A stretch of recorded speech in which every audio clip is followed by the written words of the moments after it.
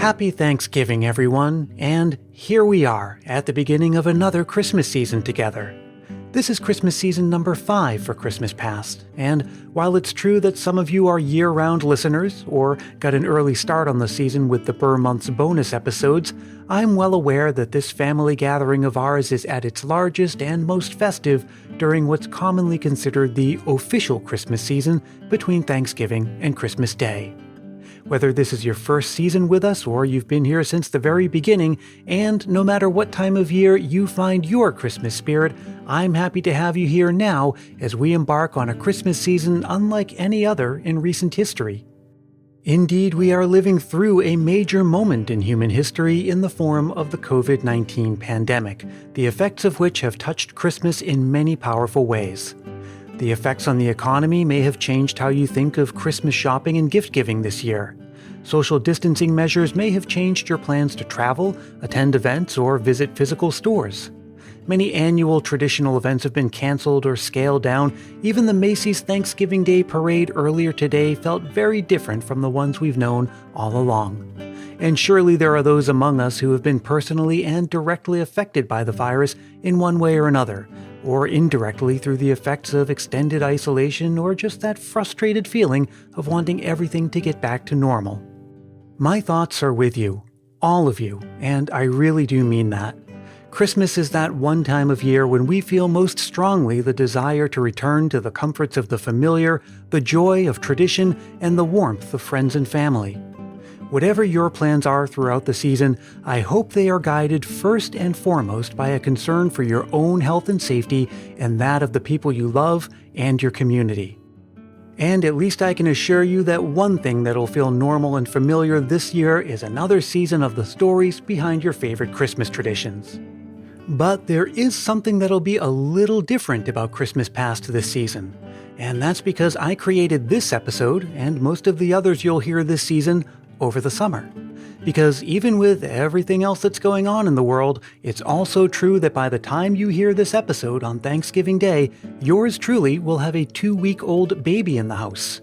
So I wanted to make sure that most of the season was ready to go well in advance because I'm sure there won't be many a silent night for a while to come. Now what this means to you is that your Christmas memories won't start appearing until the episodes that arrive later in the season as we get closer to Christmas Day. But please make sure you hear me loud and clear. This season, perhaps more than any other season before, I want to share your Christmas memories with the Christmas Past family. So as always, the thing to do is record a voice memo into your phone and send it to christmaspastpodcast@gmail.com. And if you've already shared a memory on the show, it's perfectly okay to share another. Just be sure to keep it reasonably short, clean, and family-friendly, and be sure to say your name and where you're from. Now, I don't know about you, but when I was growing up, that long weekend after Thanksgiving was when we started decorating the house for Christmas. My mom would start immediately with the cookies and the gingerbread house. The house would be filled with Christmas music from our many vinyl record compilations. And on Thanksgiving Day itself, after the table had been cleared and the leftovers stored away, after day turned to night, it was almost like a miniature Christmas Eve in its own right. Not only the anticipation for all that was going to come starting the next day, but also because it was finally time to get into the Christmas spirit. There was almost always some Christmas special on TV that night, and there's nothing like a comforting and familiar Christmas story to cap off a day of feasting, celebrating, and togetherness. So let's recreate that feeling right now, together, as we kick off the official 2020 season of Christmas Past. So, put on your pajamas and pour yourself a mug of cocoa, and if there are little ones around, call them into the room too, and let's get into the spirit with that classic Christmas story, Marjorie Williams's 1922, The Velveteen Rabbit.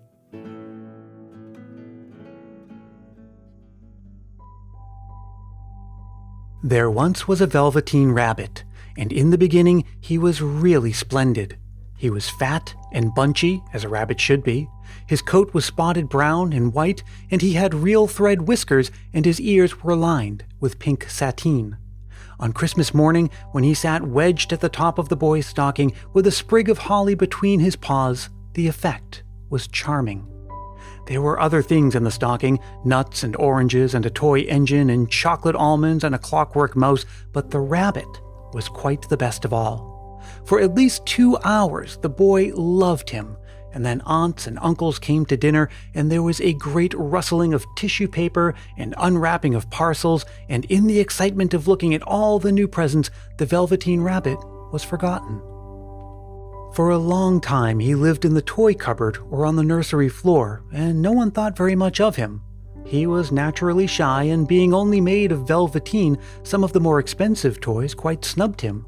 The mechanical toys were very superior and looked down upon everyone else. They were full of modern ideas and pretended that they were real. The model boat, who lived through 2 seasons and lost most of his paint, caught the tone from them and never missed an opportunity of referring to his rigging in technical terms. The rabbit could not claim to be a model of anything, for he didn't know that real rabbits existed. He thought that they were all stuffed with sawdust like himself, and he understood that sawdust was quite out of date and should never be mentioned in modern circles. Even Timothy, the jointed wooden lion who was made by the disabled soldiers and should have had broader views, put on airs and pretended he was connected with government. Between them, all the poor little rabbit was made to feel himself very insignificant and commonplace, and the only person who was kind to him was the skin horse. The skin horse had lived longer in the nursery than any of the others.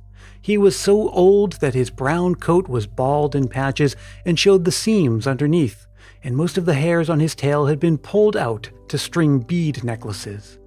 He was wise, for he had seen a long succession of mechanical toys arrive to boast and swagger, and by break their mainsprings and pass away, and he knew that they were only toys and would never turn into anything else.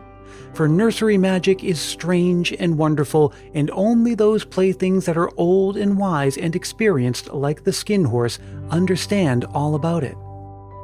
"What is real?" asked the rabbit one day when they were lying side by side near the nursery fender before Nana came to tidy up. "Does it mean having things that buzz inside you and a stick-out handle?" "Real isn't how you're made," said the skin horse. "It's a thing that happens to you. When a child loves you for a long, long time, not just to play with, but really loves you, then you become real." "Does it hurt?" asked the rabbit. "Sometimes," said the skin horse, for he was always truthful. "When you are real, you don't mind being hurt." "Does it happen all at once, like being wound up?" he asked, "or bit by bit?" "It doesn't happen all at once," said the skin horse. "You become. It takes a long time. That's why it doesn't happen often to people who break easily or have sharp edges or who have to be carefully kept. Generally, by the time you are real, most of your hair has been loved off, and your eyes drop out, and you get loose in the joints and very shabby. But these things don't matter at all, because once you are real, you can't be ugly, except to people who don't understand." "I suppose you are real?" said the rabbit. And then he wished that he had not said it, for he thought the skin horse might be sensitive. But the skin horse only smiled. "The boy's uncle made me real," he said. "That was a great many years ago, but once you are real, you can't become unreal again. It lasts for always." The rabbit sighed. He thought it would be a long time before this magic called real happened to him. He longed to become real, to know what it felt like, and yet the idea of growing shabby and losing eyes and whiskers was rather sad. He wished that he could become it without those uncomfortable things happening to him. There was a person called Nana who ruled the nursery. Sometimes she took no notice of the playthings lying about, and sometimes, for no reason whatever, she went swooping about like a great wind and hustled them away into cupboards. She called this tidying up, and the playthings all hated it, especially the tin ones. The rabbit didn't mind it so much, for wherever he was thrown, he came down soft. One evening, when the boy was going to bed, he couldn't find the china dog that always slept with him. Nana was in a hurry, and it was too much trouble to hunt for china dogs at bedtime, so she simply looked about her, and seeing that the toy cupboard door stood open, she made a swoop. "Here," she said, "take your old bunny. He'll do to sleep with you." and she dragged the rabbit out by one ear and put him into the boy's arms. That night, and for many nights after, the Velveteen Rabbit slept in the boy's bed.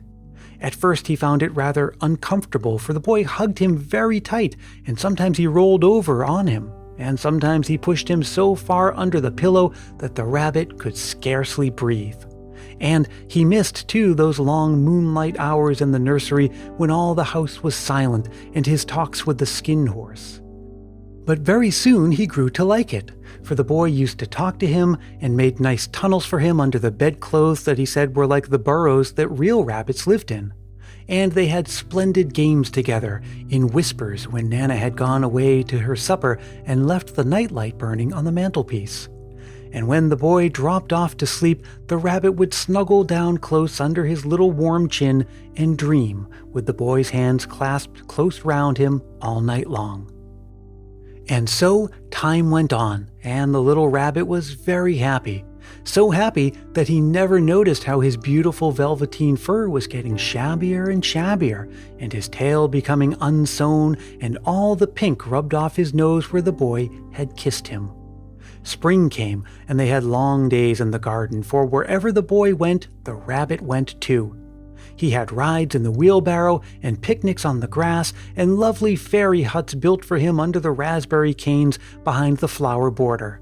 And once, when the boy was called away suddenly to go to tea, the rabbit was left out on the lawn until long after dusk, and Nana had to come and look for him with the candle because the boy couldn't go to sleep unless he was there.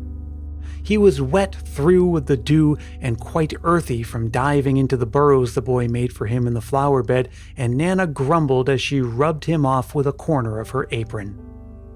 "You must have your old bunny," she said. "Fancy all that fuss for a toy." The boy sat up in bed and stretched out his hands. "Give me my bunny," he said. "You mustn't say that. He isn't a toy. He's real." When the rabbit heard that, he was happy, for he knew that what the skin horse had said was true at last. The nursery magic had happened to him, and he was a toy no longer. He was real. The boy himself had said it. That night he was almost too happy to sleep, and so much love stirred in him his little sawdust heart had almost burst. And into his boot-button eyes that had long ago lost their polish, there came a look of wisdom and beauty, so that even Nana noticed it the next morning when she picked him up and said, "I declare if that rabbit hasn't got quite a knowing expression." That was a wonderful summer. Near the house where they lived there was a wood, and in the long June evenings the boy liked to go there after tea to play. He took the Velveteen Rabbit with him, and before he wandered off to pick flowers or play at brigands among the trees, he always made the rabbit a little nest somewhere among the bracken where he would be quite cozy, for he was a kind-hearted little boy, and he liked Bunny to be comfortable. One evening, while the rabbit was lying there alone, watching the ants that ran to and fro between his velvet paws in the grass, he saw two strange beings creep out of the tall bracken near him.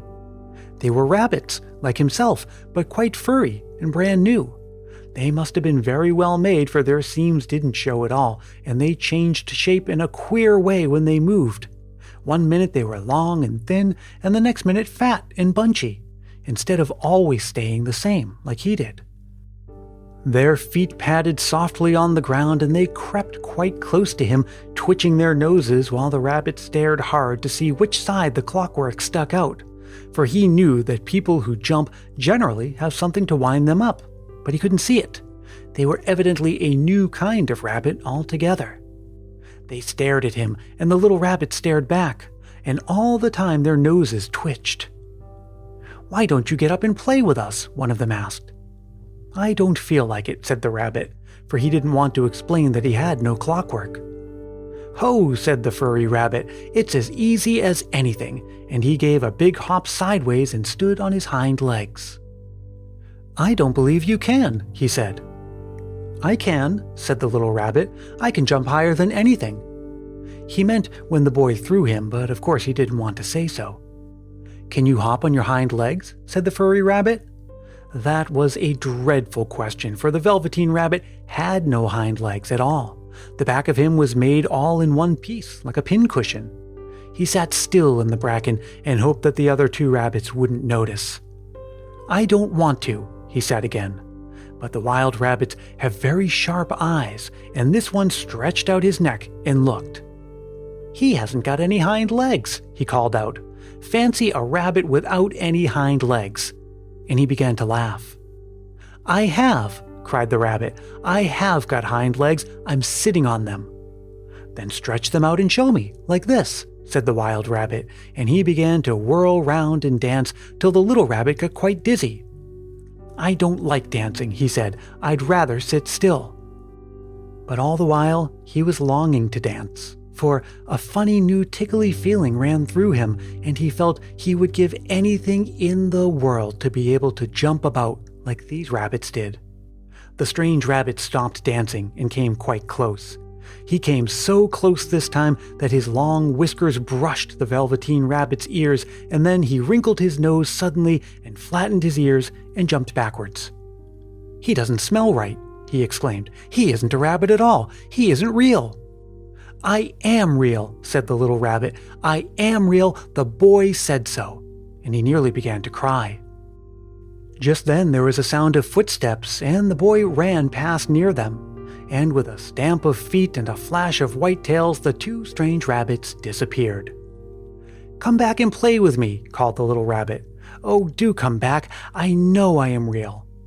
But there was no answer. Only the little ants ran to and fro, and the bracken swayed gently where the two strangers had passed. The Velveteen Rabbit was all alone. "Oh dear," he thought. "Why did they run away like that? Why couldn't they stop and talk to me?" For a long time, he lay very still, watching the bracken and hoping they would come back. But they never returned, and presently the sun sank lower and the little white moths fluttered out, and the boy came and carried him home. Weeks passed, and the little rabbit grew very old and shabby, but the boy loved him just as much. He loved him so hard that he loved all his whiskers off, and the pink lining of his ears turned gray, and his brown spots faded. He even began to lose his shape, and he scarcely looked like a rabbit anymore, except to the boy. To him, he was always beautiful, and that was all the little rabbit cared about. He didn't mind how he looked to other people, because the nursery magic had made him real. And when you are real, shabbiness doesn't matter. And then, one day, the boy was ill. His face grew very flushed, and he talked in his sleep, and his little body was so hot that it burned the rabbit when he held him close. Strange people came and went in the nursery, and a light burned all night, and through it all the little Velveteen Rabbit lay there, hidden from sight under the bedclothes, and he never stirred, for he was afraid that if they found him, someone might take him away, and he knew that the boy needed him. It was a long, weary time, for the boy was too ill to play, and the little rabbit found it rather dull with nothing to do all day long. But he snuggled down patiently and looked forward to the time when the boy should be well again, and they would go out in the garden amongst the flowers and the butterflies and play splendid games in the raspberry thicket like they used to. All sorts of delightful things he planned, and while the boy lay half asleep, he crept up close to the pillow and whispered them in his ear. And suddenly the fever turned, and the boy got better. He was able to sit up in bed and look at picture books, while the rabbit cuddled close to his side. And one day, they let him get up and dress. It was a bright, sunny morning, and the windows stood wide open. They had carried the boy out to the balcony wrapped in a shawl, and the little rabbit lay tangled up among the bedclothes, thinking. The boy was going to the seaside tomorrow. Everything was arranged, and now it only remained to carry out the doctor's orders. They talked about it all while the little rabbit lay under the bedclothes with just his head peeping out and listened. The room was to be disinfected, and all the books and toys that the boy had played with in bed must be burned. "Hurrah!" thought the little rabbit. "Tomorrow we shall go to the seaside." For the boy had often talked of the seaside, and he wanted very much to see the big waves coming in, the tiny crabs, the sand castles. Just then, Nana caught sight of him. "How about this old bunny?" she asked. "That," said the doctor, Why, it's a mass of scarlet fever germs. Burn it at once." "What? Nonsense! Get him a new one. He mustn't have that one anymore." And so the little rabbit was put into a sack with the old picture books and a lot of rubbish and carried out to the end of the garden behind the fowl house. That was a fine place to make a bonfire, only the gardener was too busy just then to attend to it. He had the potatoes to dig and the green peas to gather, but next morning he promised to come quite early and burn the whole lot. That night the boy slept in a different bedroom, and he had a new bunny to sleep with him. It was a splendid bunny, all white plush with real glass eyes. But the boy was too excited to care much about it, for tomorrow he was going to the seaside, and that in itself was such a wonderful thing that he could think of nothing else. And while the boy was asleep, dreaming of the seaside, the little rabbit lay among the old picture books in the corner behind the fowl house, and he felt very lonely. The sack had been left untied, and so by wriggling a bit, he was able to get his head through the opening and look out. He was shivering a little, for he had always been used to sleeping in a proper bed, and by this time his coat was worn so thin and threadbare from hugging that it was no longer any protection to him. Nearby he could see the thicket of raspberry canes growing tall and close like a tropical jungle, in whose shadow he had played with the boy on bygone mornings. He thought of those long sunlit hours in the garden, how happy they were, and a great sadness came over him. He seemed to see them all pass before him, each more beautiful than the other, the fairy huts and the flower bed, the quiet evenings in the wood when he lay in the bracken and the little ants ran over his paws, that wonderful day when he first knew that he was real. He thought of the skin horse, so wise and gentle, and all that he had told him. Of what use was it to be loved and lose one's beauty and become real if it all ended like this? And a tear, a real tear, trickled down his little shabby velvet nose and fell to the ground. And then a strange thing happened. For where the tear had fallen, a flower grew out of the ground, a mysterious flower, not at all like any that grew in the garden. It had slender green leaves the color of emeralds, and in the center of the leaves a blossom like a golden cup. It was so beautiful that the little rabbit forgot to cry and just lay there watching it. And presently the blossom opened, and out of it there stepped a fairy. She was quite the loveliest fairy in the whole world. Her dress was of pearl and dewdrops, and there were flowers round her neck and in her hair, and her face was like the most perfect flower of all. And she came close to the rabbit and gathered him up in her arms and kissed him on his velveteen nose that was all damp from crying. "Little rabbit," she said, "do you know who I am?" The rabbit looked at her, and it seemed to him that he had seen her face before, but he couldn't think where. "I am the nursery magic fairy," she said. "I take care of all the playthings that the children have loved. When they are old and worn out and the children don't need them anymore, then I come to take them with me and turn them into real." "Wasn't I real before?" asked the rabbit. "You were real to the boy," the fairy said, "because he loved you. Now you shall be real to everyone." And she held the little rabbit close in her arms and flew with him into the wood. It was light now, for the moon had risen. All the forest was beautiful, and the fronds of the bracken shone like frosted silver. In the open glade between the tree trunks, the wild rabbits danced with their shadows on the velvet grass, but when they saw the fairy, they all stopped dancing and stood round in a ring to stare at her. "I've brought you a new playfellow," the fairy said. "You must be very kind to him and teach him all he needs to know in Rabbit Land, for he is going to live with you forever and ever." And she kissed the little rabbit again and put him down on the grass. "Run and play, little rabbit," she said. But the little rabbit sat quite still for a moment and never moved, for when he saw all the wild rabbits dancing around him, he suddenly remembered about his hind legs, and he didn't want them to see that he was made of all one piece. He did not know that when the fairy kissed him that last time, she had changed him altogether. And he might have sat there a long time, too shy to move, if just then something hadn't tickled his nose, and before he thought what he was doing, he lifted his hind toe to scratch it.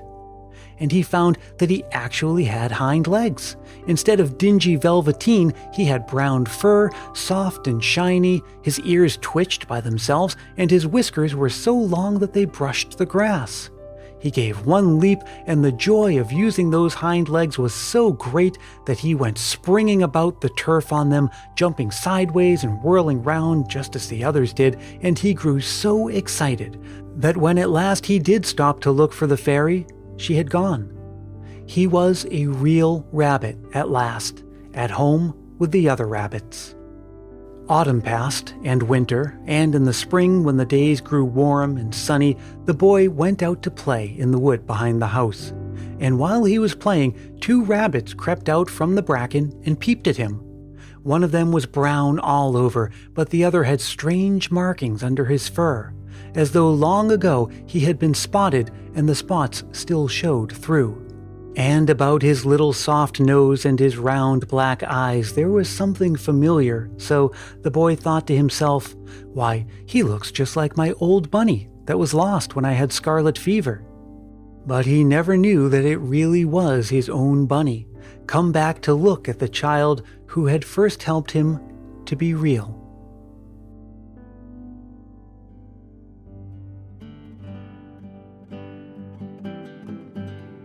Thanks so much for listening. I sure hope you enjoyed that, and I hope you'll come back again next time, because starting in the next episode, we're back to telling the fascinating stories behind your favorite Christmas traditions. Make sure you subscribe so the episodes will arrive automatically all throughout the Christmas season. Christmas Past is produced in wonderful Willow Glen, California by yours truly, Brian Earl. Now, I've done my part to grow the Christmas Past family. How about you? Let's spread Christmas cheer far and wide. Telling a friend about this show or leaving a review on Apple Podcasts are quick and easy ways to show your support. They don't cost anything, and they really do make a big difference. And if you do leave a review on Apple Podcasts, I'll send you a Christmas Past sticker and a handwritten Christmas card to say thanks. Reach out for details on that. You can drop me a line anytime at christmaspastpodcast@gmail.com or connect with me on Facebook, Twitter, and Instagram. And if you haven't yet joined the private Christmas Past Facebook group, make sure you do for year-round Christmas fun. And visit christmaspast.media for additional Christmas fun like articles, quizzes, infographics, and more. Until we meet again, stay safe and healthy, look out for one another, and may your days be merry and bright.